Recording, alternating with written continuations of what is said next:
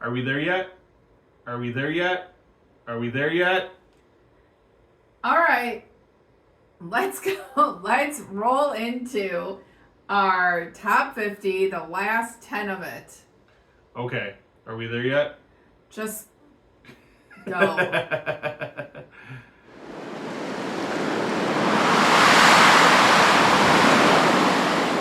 Welcome to WiscoDice. Hey, yo, folks, I am your host, Conesy with Most, and I'm joined today by... Hey, I'm Suzanne. And today we finally get to that precious top 10 board games of all time in our series, 2025's top 50 board games of all time. Before we go ahead and get started, I think, remind me, there's something you want them to do. Oh, right now, I need you to Smash that like button and also subscribe if you haven't already so that we know to keep creating more content that you enjoy. Go ahead, like it now. You know you're going to enjoy this, so just do it now so you don't forget. And we'll go into our top 10 after that. While you're down there, let us know what your top game is of all time. Just do it now. Do it now before you see the reveal. Game number 10. All right, we're going to kick things off with game number 10. It's another worker placement game. Oh, I've had a lot of worker placement on my list. This game is one where it works differently than any other worker placement game I have ever played. And that game is Architects of the West Kingdom from Garfield Games. Now, what's different about this game, you might ask? I'm glad you asked. Well, it is the fact that you start with all of your workers at the beginning of the game instead of starting with none or just a few of them. So the key to the game then is figuring out how to place all of your workers throughout the game to get the best actions, of course, because that's what you're doing in a worker placement game, but also figuring out at some point you're going to run out of workers or get close to running out of workers. How do you regain those workers? Another really good thing that I like about this game is that it has a stacking worker mechanism, basically, so that first time I go to a location with a worker, it gives me X reward. The next time I go to a location with a worker that I already had a worker there from previously, it amplifies what I can do at that location, giving me either more resources or new effects or access to more things. And I really like that. So it's a cool little puzzle of a worker placement game where you're also building buildings, building the cathedral, doing all sorts of stuff. The expansions just enhance it. I think the expansions address some of my original concerns with the base game, and it keeps getting to the table over and over. I do definitely enjoy the expansions with this game. If you've watched our previous parts of the top 50, you know that this is in my top 50, and I enjoy playing it. Find out more why I enjoy playing it, go check out the other video that it's in. But it's a fun game. If you haven't played it and you enjoy worker placement, you should check this game out. Well, are we going to play some more workers next? Yes, we are. We're going to jump in and go play Dinogenics by Ninth Haven Games. This is one that was on Conesy's list recently too. So, your worker placement, it's pretty straightforward worker placement. It's got the dinosaur park theme, sort of like a Jurassic Park-esque type of feel. You must feed your carnivorous dinosaurs, or they will rampage. And if other things can happen too that destroy your fences, and your dinosaurs can rampage. So, it's just a cool little with a game with a bit of chaoticness. Yes. In there. So if you like dinosaur themes and worker placement, this is probably the dinosaur game to check out, which is Dinogenics. Yeah, absolutely. It's a little harder to get, but absolutely such a great game. And I love the fact that it has all the dinosaur meeples come in the box. You don't have to feel like you have to go get extra meeples. It's a great worker placement game.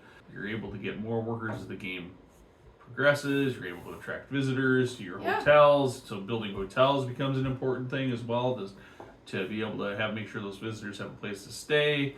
Really fun game. I love dinosaurs and I love that game. Game number 9. All right, we're to the 9th game on the list, and that means it's time to lower the lights a little bit, maybe flip those candles on, and then go back to the 1920s where you've been summoned to a mansion because you are a leading psychic in your field and something goes bump in the night. And that something is the ghost. So this is a cooperative game called Mysterium where players take on the roles of the psychics along with one player taking on the role of a ghost, giving crazy vision cards to the players so that they can basically play a game of Clue almost, figuring out person, place, and weapon that has been part of one of the murders that have happened at this mansion over the past few decades. Of course, only one of those murders will ultimately be the one that was the correct murder for the ghost. So when you get to the end game, you have a whole other selection system of figuring out which murder was the one that was the correct one for the ghost. I love running this one at conventions. I probably get this one 2 to 3 times a year at least played. At least. Mostly because it's now one of my convention game regulars. I love playing being that ghost player. I love being a player in this game. I love all of those aspects, both sides of the game. But at a convention, I love the way it brings people together, working together, talking, communicating. People that oftentimes don't know each other before we start playing the game, trying to puzzle out what crazy vision cards I've been giving them. So yeah, it's a neat game. I mean, some people compare it to Dixit, but it uses the Dixit art. Yeah, it uses it kind of like that, but this is its own like theme and an interesting way of looking at some of this art, and it's one that you kind of have to you appreciate having a varied group of people at the table because everyone looks at things so differently. Oh yeah. So that one's pretty good. So my next on my list is Role Player by Thunderworks Games. And I really enjoy this game. Conesy had it a little bit lower on his list. This is where you are basically rolling dice and drafting dice to create a D&D character, more or less. But you have goals. Like, you want your character's strength to be within this range. You want their charisma to be at least this or such and such. Like, depending on the cards that you've drawn for how that character should work out and which character race that you picked. So there is like this kind of puzzling, what do I take? And then what do I use to buy? Other enhancements. And we have the expansions for it. Yes. And those just add a little bit more to the game without making it overwhelming. Like, we always add the expansions in. Yeah. Like, they're just automatic add-ins for us now. You can play the game without it, but it feels more complete with them in there. So, I mean, we talked quite a bit about it earlier. We did. I wanted to add one little thing here.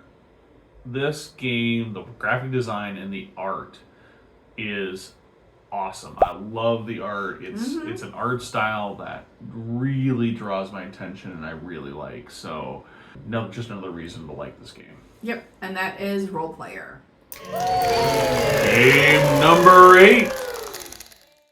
Game number 8 is going to be a game that mostly kind of sort of appeared on her list. It's basically the same game, and that is Concordia from PD Verlag and other publishers that distribute it because it's been out forever. So Concordia, as we talked about before, you are a merchant. Based Concordia, you're a merchant from Rome, and you're going to go set out your merchant empire across the empire. And so you're traveling with either you're on foot or you're traveling by boat to get to these other cities where you then are able to establish a trading post where you're able to then later generate resources based on that when provinces get activated. Action driven based on the cards that are in your hand, so that you get to as you're playing the cards, they may be, this one lets you move your cards, but this one lets you get money. This one lets you maybe do other things, but also the cards factor into end-game scoring, so there are multipliers on the various scoring categories. You get nothing for a scoring category, but then if you have one of that card, or of that scoring card, like a Jupiter, you have one Jupiter, well then you get the 1x that scoring category. If you had 2 Jupiters, it's 2x that scoring category, which is really cool. Lets it set up so that there's a huge swath of points that are scored at the end of the game. Also then really sets it up that everybody doesn't know who's going to win at the end, and it lets, I love it when a game, like this is something I really, really love. I love it when a game like doesn't necessarily give it away until the end of the game who's winning, so that you keep trying, you keep invested, you keep yourself invested in the game and don't lose that kind of momentum. Even if you maybe don't feel like you're doing as well, you still there might be a chance.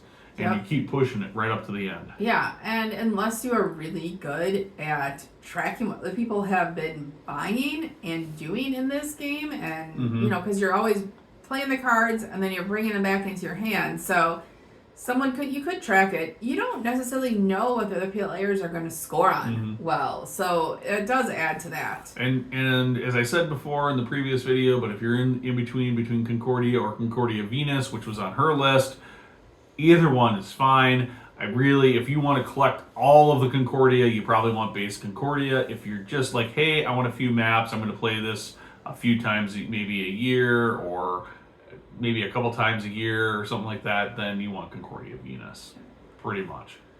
All right, so next on my list is another Thunderworks title here, which is Metro Runner. So I believe, Conesy, you had this on an earlier I think so. I think it was you. like in that like top 50 somewhere, yeah. So you know this is a good game. This is one of their more recent publications. Yes. And it is in a different universe than the role player. It's not in the Dawn of Ulos, or in the Ulos universe. This Metro Runner is in Mirror City. And you are a cyber hacker, and you are also trying to go around and get information and fulfill these contracts, and also do a little mini hacking puzzle in the middle where you get to kind of twist and slide squares in a 3x3 grid to match up with what you need.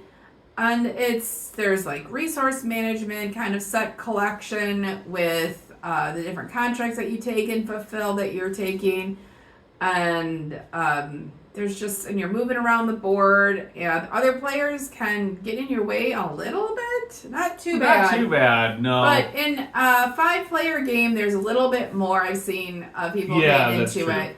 I think this is one of the few Thunderworks games I've not played at solo count, but otherwise everything from 2 to 5 I've played it at. It plays good at every level. Yep.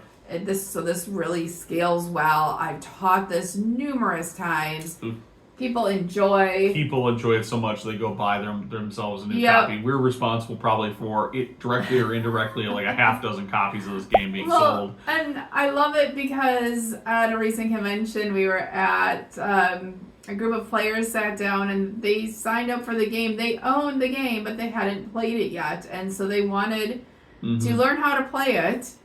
So they didn't have to like read through the rules, and also decide if they wanted to open it up and play. And we had a blast playing the game together.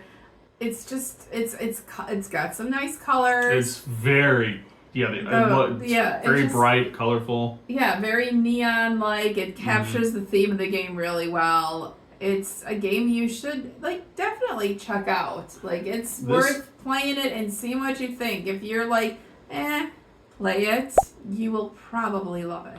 Yeah, it's a really good game, and one of the things I really like about it too is it's a great entry-ish. It's not an entry-level gateway game at all. No, but it is there are games that I kind of earmark. If I want to teach somebody worker placement, I teach them like Lords of Waterdeep. If I want to teach a player what a rondelle is, Metro Runner is a perfect game for doing that. True. Because it's not an overly complex rondelle, but you're literally just playing on a rondelle, moving 1 or 2 spaces every turn, and then there's like 4 or 5 different actions you can take. Yep. That's it. So it's not an overly complex teach, and people can get into the gameplay and then go, oh, I know what a rondelle is. I like that mechanism. I can go play it in another game. Yep. So that is Metro Runner by Thunderworks. Game number 7. Okay, game number 7 is another board and dice title, and that board and dice title is going to be Barcelona. This was up in your list, I think, in the previous top 10. This is reached into my top 10, so it's bumped something out. And for a game that we've had a little over a year, I think, and we do have the expansion. I don't remember if I've played with the expansion yet or not. Barcelona, yeah, I love the fact that you have like this big street grid thing where you're putting buildings and you're placing the citizens, and then that triggers 2, possibly 3 different actions, and you can resolve those actions in whatever order you want. It definitely gives you this ability to, do I go there because I'm going to be able to place a building and that's important for me to be able to score points? Or do I do this where I'm not going to be able to place a building on the map, but it allows me to trigger 2 actions that I really desperately need? It's like a constant kind of give and take, kind of thinky game where you're figuring out, and it does look like this big, intimidating game. Yeah, I was able to sit down about a year ago when it first came, or we first were able to kind of start getting it to the table and whatnot. I was playing it with 2 people who are not like heavy Euro board gamers at all. And we were able to explain, teach the game, and get them into it and get them going. And yeah, we gave them a little advice as we were playing because the other 2 of us knew the game pretty well at that point. We played 2-3 times, but they both did really well and they both really enjoyed it, which was awesome. Yeah, the action selection mechanism is really nice on there, and you also are seeing this town come alive as you're doing it, which is pretty cool too. So next up on my list is series of games, a set of games, I should say. So it's the legendary games. So like there's legendary James Bond, Aliens, which is just legendary, Marvel, which is Marvel. Yep. So Upper Deck is the publisher for this, and I just like all of them. I have played them 2-player. There's some versions we didn't care for, but I played those a couple of those versions we didn't care for as solo. So I played 3 or 4 different versions solo. And I enjoyed it. Like, they feel like if you really are paying attention and picking who you are playing and who the villain is wisely, you're going to have it very thematic. Yeah. So it's a deck building game. You have a river of cards that you can purchase from or you can defeat. So there's a lot of similarity to Ascension in some ways. A little bit, yeah. Well, because you are buying stuff and you're fighting things and you're building up your deck. And, there's also another row on this one of like a whole bunch of villains that may do things, and depending on which version you have, they may act at different points in the game too. So I really enjoy these legendary games. I happen to remember a certain playthrough where we were taking on Thanos and fighting over the Infinity Gauntlet, trying to keep him from putting it together. Where when we play Marvel Legendary, we play it pretty much as a co-op. I know there's a way you win, lose on it, but we just play it as a co-op versus the game.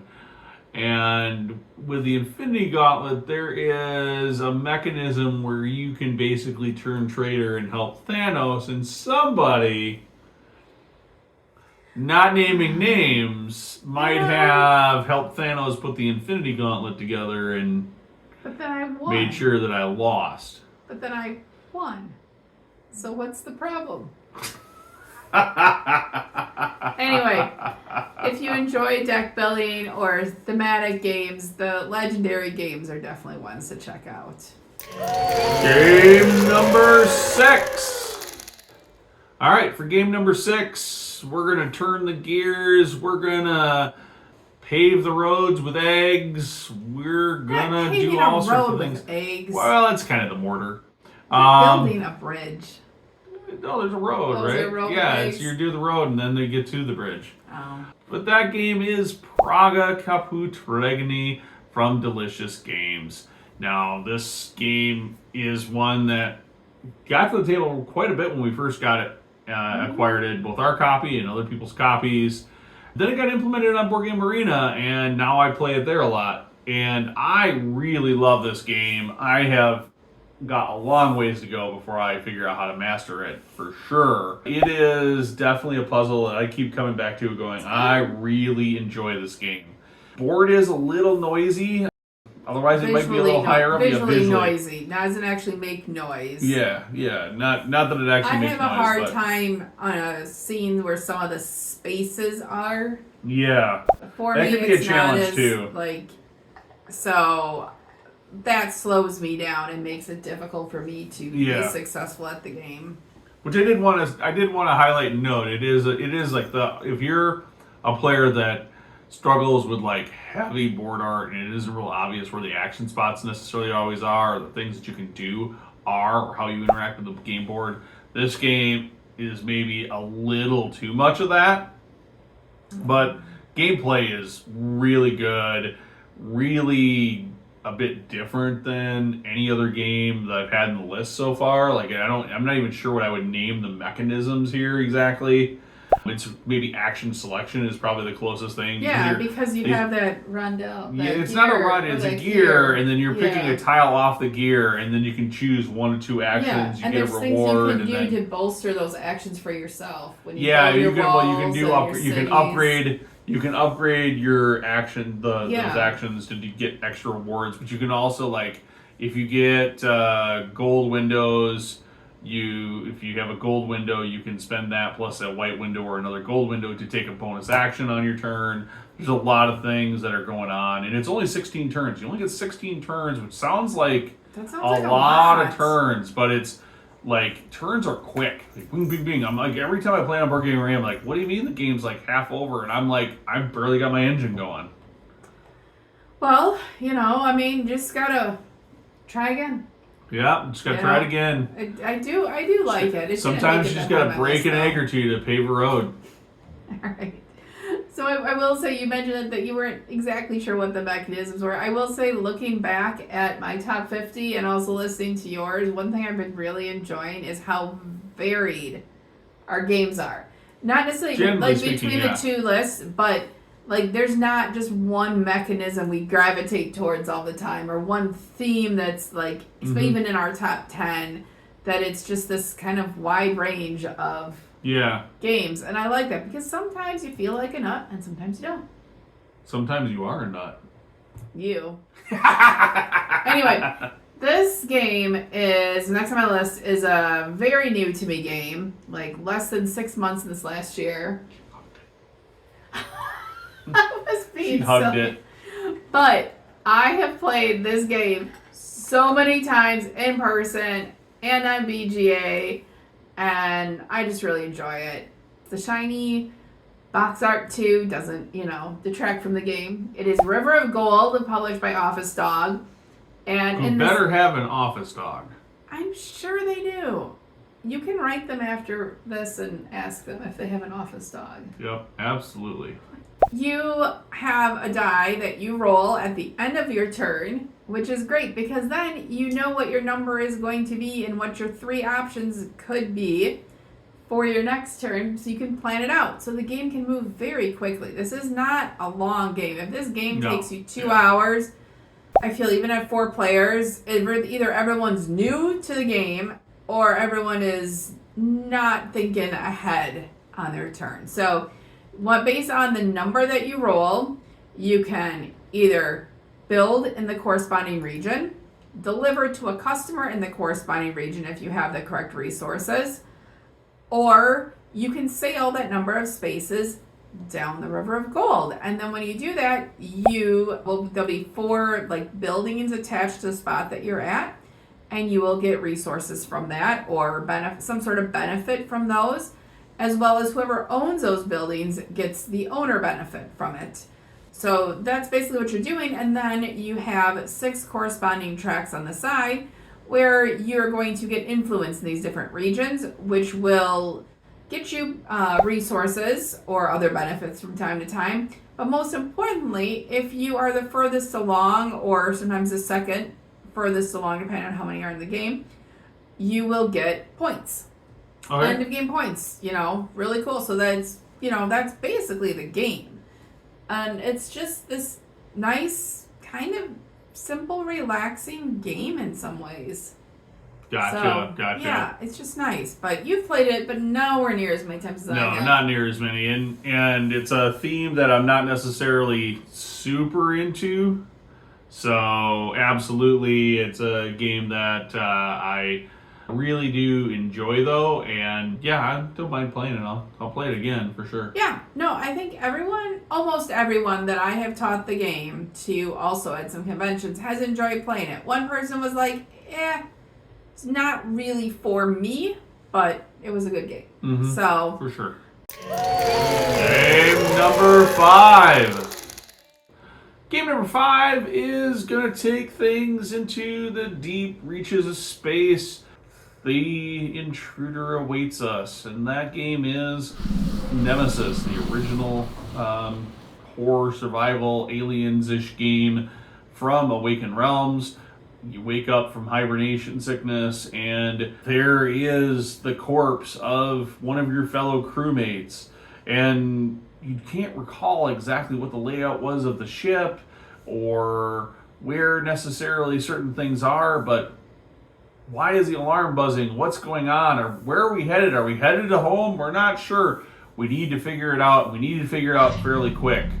You do have an agenda, and it might not match up with what the other players do. So, and it certainly doesn't match up with what the intruders have for you. So, very, very cool game, very thematic. It's awesome when you get into a table of players also that also really enjoy it, and you can get some banter. It's a little longer game. Usually, like if you manage to survive for the full length, you expect this thing to be on the table for 4 hours. But boy, has every playthrough I've had of it been absolutely worth it. Even when I've went out in a blaze of glory at the end, helping ensure that my other players were able to survive or have a chance at survival, which was actually not a recent playthrough, but I think last year's playthrough of it, I actually sacrificed myself to make sure the engines were going in the right direction, headed towards Earth, so that the players in the hibernatorium could survive. So, yeah, I love this game. You really do enjoy this game. Do love this I game. have not had as many opportunities to play it. I want to set up a Nemesis board game day, like where we just play this Nemesis lockdown on the same day, and see if we can get like 8 to 10 people out here to the house to just play it and kind of go over the core mechanics with everyone, so everybody knows how the game works, and then get the two different games going at the same time. There's not that much different mechanically between the two. I do really, really like the original Nemesis. I think a little bit more than I like Lockdown, but I haven't played Lockdown nearly as much. Sure. No, it's a good game. It's that semi-cooperativeness, which is interesting. Mm-hmm. So my number 5 says it's a cooperative game. It's called the Dresden Files Cooperative Card Game, published by Evil Hat Productions. Mm-hmm. And I have played it cooperatively with you, and I think at a game day, I also played it. But this is my favorite game to play solo. Like, I love playing this game solo. I've played through, I think, all of the different scenarios, chapters in it, like twice solo. Yeah, no. So we both like this game. Yeah, I mean, I don't know. I really liked the books. You know, so you got me hooked on those. Read them all. Being a fan of the books helps. Yeah, so you get very much into the game. You're kind of playing through that. So you have you have a limited number of cards, and you have what you need to do, and you need to defeat things, and you have to play the right cards at the right time to get the benefit and hope it all works out. And there's some dice rolling in there, so you're never quite sure what's going to happen with that. Yeah. But yeah, so if you're looking for a good solo game that's got a bit of a campaign feel, this would be good. It does a great job of following the books too, yes, narratively. Right, exactly. So that's why you don't have to play this campaign, and you can play it with more players too. So if, this would be like one of my top games to play solo or with other people. So, yeah, absolutely. Anyway, that's Dresden Files Cooperative Card Game. Game number 4. All right, well, it's time for big gears, biding your time, and Well, of course, worker placement in Tzolk'in, the Mayan calendar game from CGE. In Tzolk'in, I love this game, and where you're constantly like, okay, it's very simple. You're just placing a worker, or you're taking your workers back off the board. And when you take your workers back off the board, you get stuff. When you place workers on the board, you're going to have to pay potentially some corn, which you also will need to worry about having to feed yourself later. So it's an interesting kind of balance, and then how long your workers, because each round the gears spin, and that spins all of the other gears on the board, basically making like an adult mousetrap almost.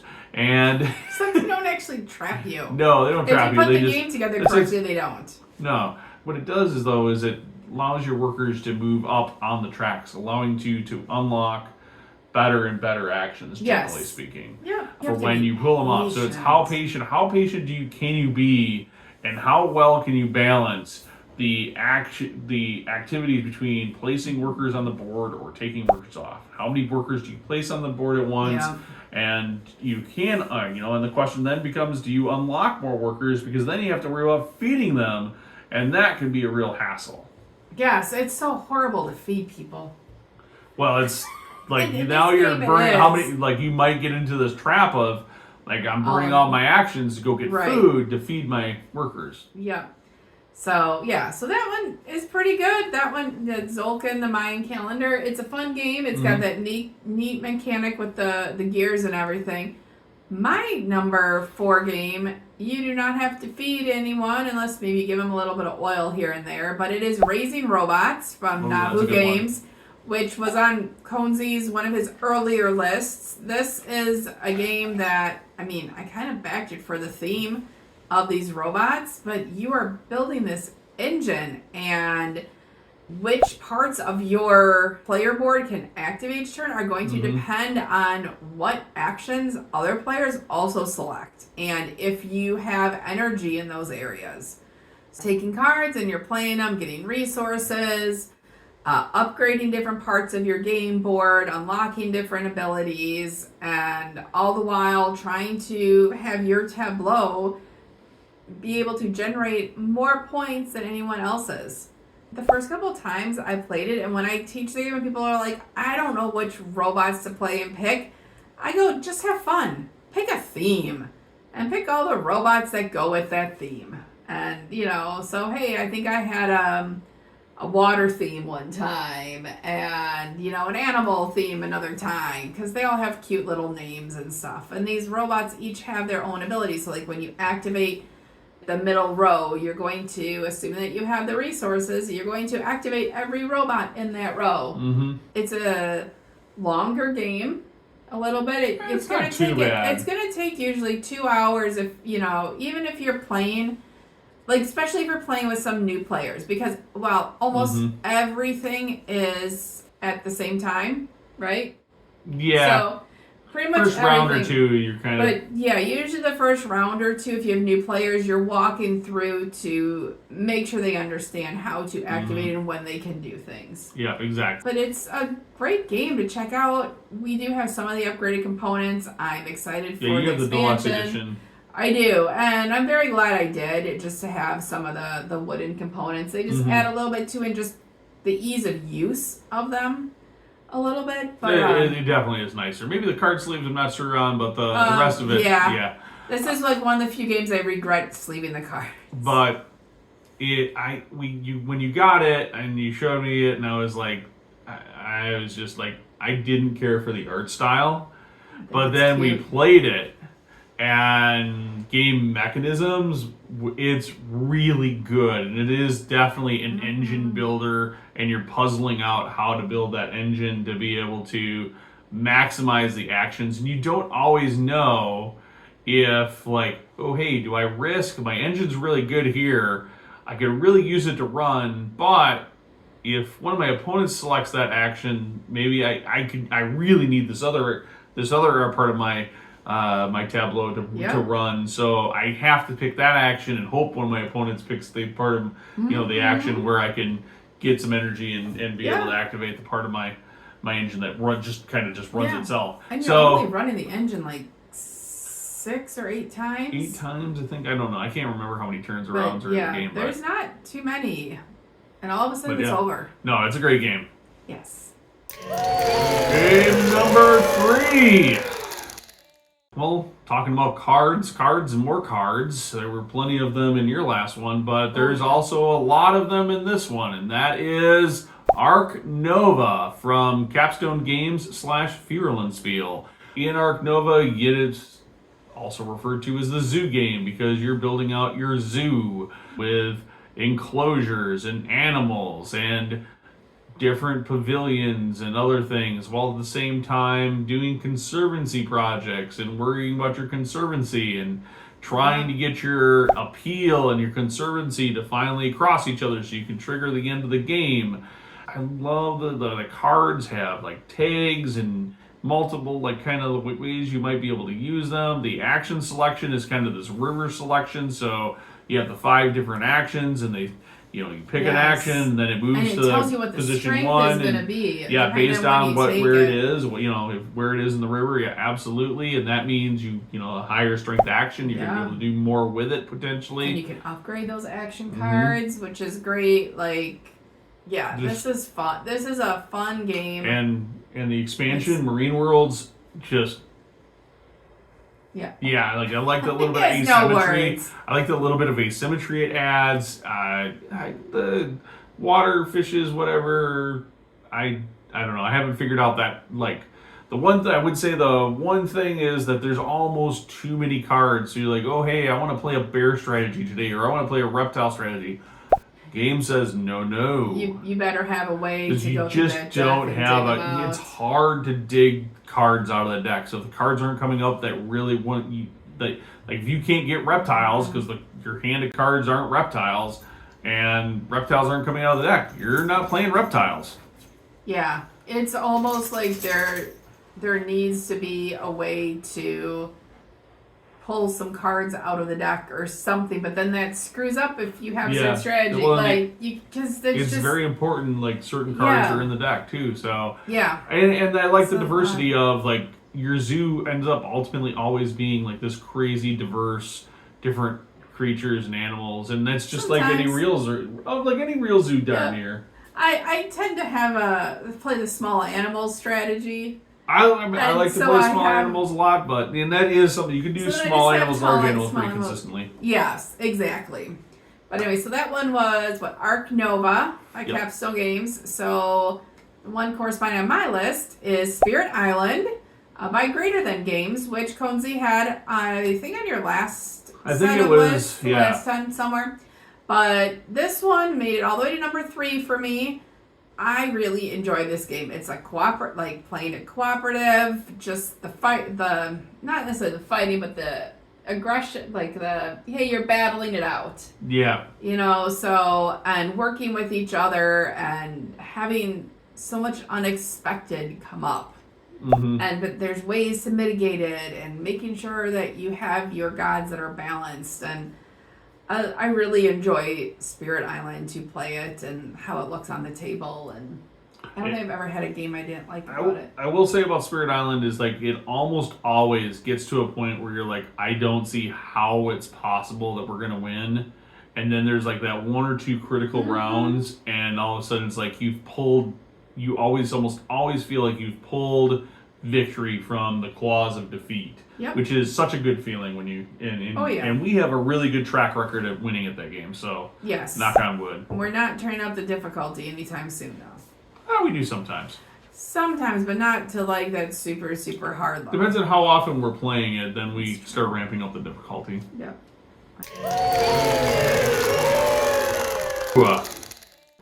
Well, it's time to settle down and enjoy a good spirit or two in Distilled from Paverson Games.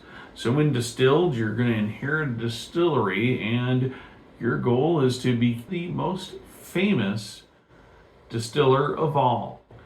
So each round, you're going to be acquiring ingredients and upgrades and bottles and barrels for the purposes of either making or make a spirit, or to upgrade your distillery so that it's a little bit better, or to be able to sell your spirits in fancy bottles so that collect them and have your bottles sitting on their shelves.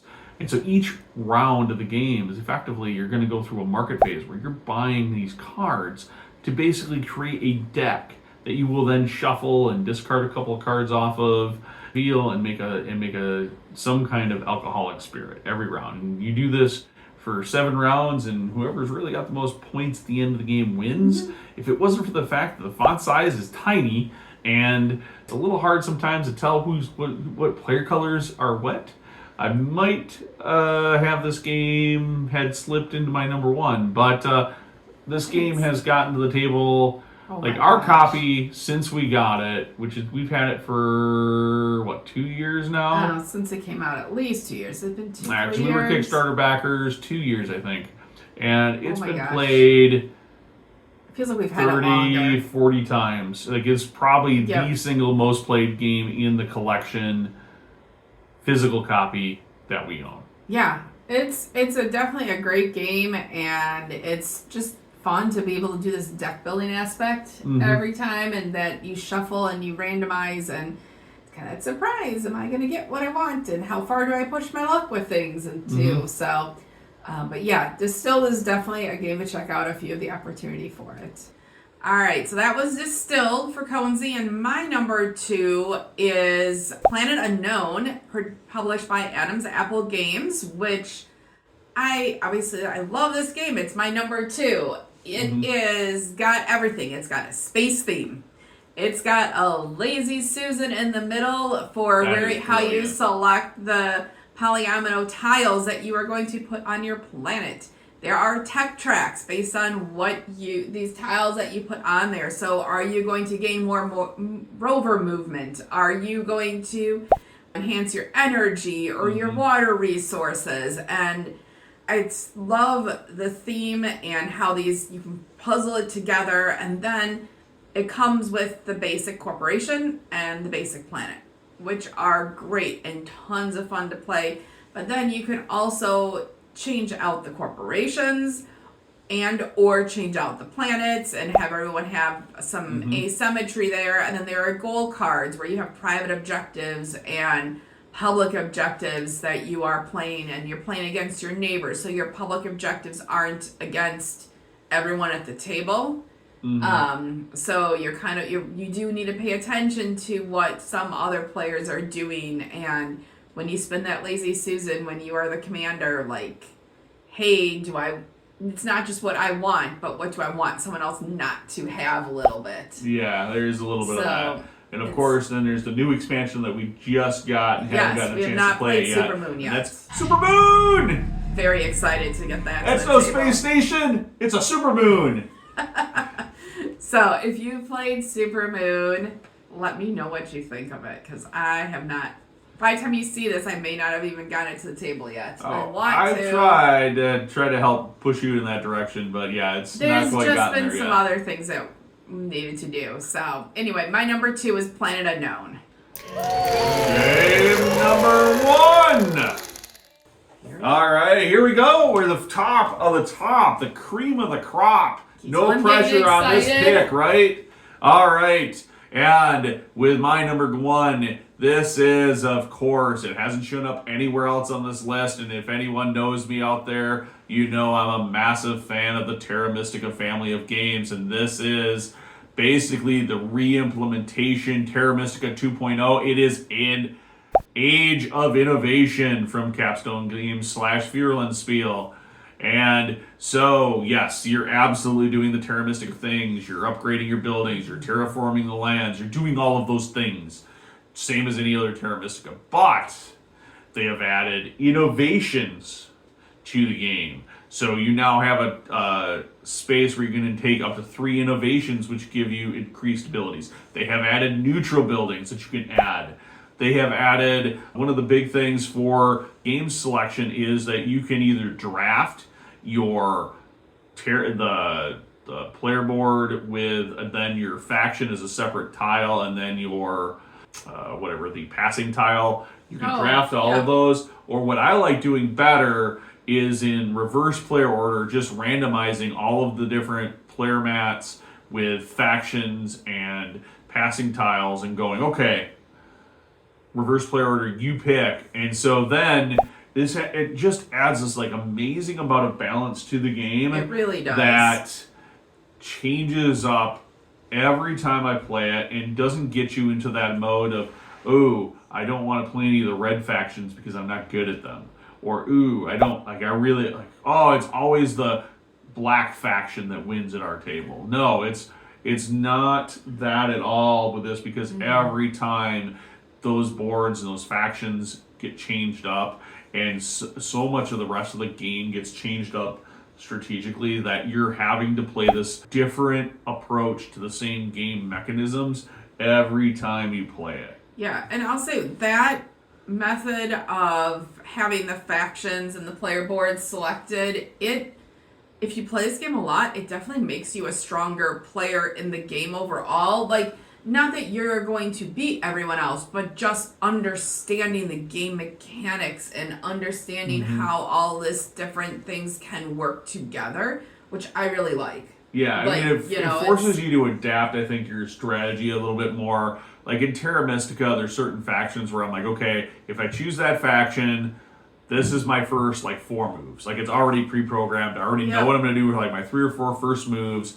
And then I'm looking at other aspects, and there's nothing wrong with it. I love Terra Mystica still, but might be looking at, well, what do I get for bonus when I'm picking those factions and it's my turn to pick? I'm going to be like, well, what am I getting for bonus upgrades? What am I getting for, or like at the end of the rounds? Right. What other things are maybe I'm getting rewarded with, and is that faction going to help me get those things? Is that the best pick? And that's a lot of times those kind of things I'm thinking about now, because I've played base Terra Mystica to the point where you play with him just to play and let him win, and even purposely when I like play a factions I know I'm not good at, or that I have never you played, do, which is great. Where this is like everybody feels very even keel every time we play Age of Innovation, because I'm not an expert on how to make any of the factions work, and that's with playing this game a lot, even on Board Game Arena. So yes. So Conesy's number 1 was Age of Innovation, and my number 1 no surprises here. No surprises for most of you. It is Terraforming Mars, published by Stronghold Games, and I love the Terraforming Mars family of games as it is now, and Terraforming Mars, the base game with all the expansions or without them, I will play anytime. This one was one that at my very first Gamehole Con I was at, GM didn't show up, and so the one other player that showed up for the game, we were just going to sit in the open gaming area and play a game, and some other guys stopped over and they were like, hey, can we use this half the table? We want to play Terraforming Mars, and hey, you guys want to join us? And I was the only one who had never played it before. They taught it to me while we were playing it, and I still had a blast. I unfortunately do not remember their names anymore, so if you happen to be watching, please know that you turned me on to my very favorite game that's been my top game for a number of years as we terraform Mars out in space. This is a game that I had a very terrible first play experience playing at a friend's house. And I don't know if it was just a bad teach or what it was, but I the whole time, like 2.5 hours we played this game, I don't think I fully understood how to play the game or what I was doing or what I was doing. I just kept getting all these cards and they like kind of did stuff, but I didn't really understand how anything kind of worked. Sure. Really, truly understood how it worked. So I was very down on this game, and I talked it down quite a bit before you had this play experience. So your first play experience was so much better. I won't say that I actually knew what I was doing. It was just cool to and the see way you talked about it made it I'm like, okay, we'll just go ahead and get it. And because I was played it again. Then I finally played it as a 2-player with you after reading the rules and understanding how to play it, and I was like, yeah, this game is good. And so it did make my top 50. So this is definitely something that don't always, even after your first play, if it was a bad play experience, don't always just be like, yeah, this game is terrible and I never want to play it again. There's sometimes if you miss something or the teacher's bad or maybe the group of players you were playing with just be the environment that you were in. Like, you know, maybe it was just a super quiet environment, or it was so loud, or the lighting was bad, or who knows. You were just not in a gaming mood that day for that type of game. Yeah, so I always try to play like things, even if I've had a bad experience with a game, I try to give it at least one more try before I make a final, like, hey, I'm never going to play this kind of a judgment on it. I do too sometimes. All right, well, that's it. Woohoo! You guys made it with us. Thank you. Yeah, if you've watched all of these, thank you so much. We really do appreciate it. And if this was just your first one that you've caught, well, you can catch the rest of our top 50.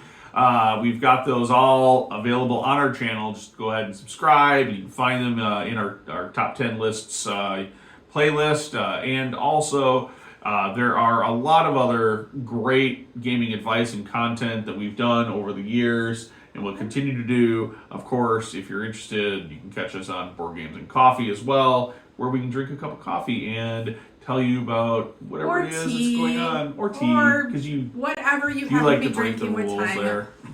You guys don't want to see me on a lot of coffee. All right, well, that's it. I think that does it for us. That is. Let's go ahead and wrap this thing up and roll on out of here. Thanks so much for watching. And don't forget to smash that like button and also subscribe to our channel. By the way, here's some other videos that we've done that we think you might be interested in. Till next time, keep rolling those dice.